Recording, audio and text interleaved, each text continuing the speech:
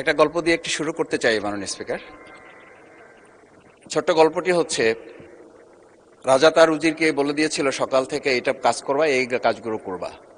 উজির বলেছিল যে আমাকে যে কাজগুলো বলেন কোনটা কখন গুরুত্বপূর্ণ কোনটা ছুটে যায় তার চেয়ে আপনি আমাকে একটা তালিকা করে দিলে ভালো হয়। একটা তালিকাও করে দিয়েছিল।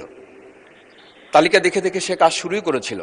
হঠাৎ করে রাজার মনে হলো সে একবার শিকারে যাবে। ঘোড়ার পেটে উঠে যখন রেকাবে পা ঢুকিয়েছে, রেকাবে পা ঢুকালে পা আটকে গিয়েছিল। পাটা যখন ছুটাতে পারছিল না তখন সে উজিরকে বারবার ডাকছিল, আমার পাটা এখান থেকে বের করে দাও। পাটা বের করতে যাচ্ছিল না উজির, কারণ উজির বারবার খুঁজছিল যে তালিকাটা করে দেওয়া হয়েছিল সেই তালিকার মধ্যে পা আটকে গেলে ওটা বের করে দেওয়ার বিধান ওখানে আছে কিনা।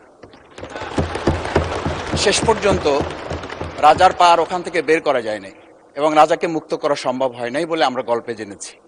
ঠিক আমার কাছে আজকে সংসদ এরকম একটা গল্পের মতো মনে হয়।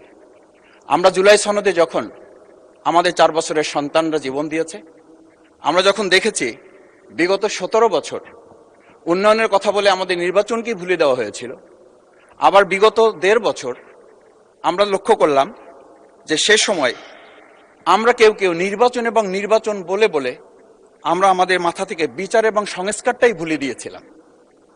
আবার এখন এসে আমরা দেখলাম যে আমাদের নখের কালি শুকাতে না শুকাতেই উন্নয়নের কথা বলে আমরা আবার জুলাই সনদটাকেই ভুলে দিতে বসেছি।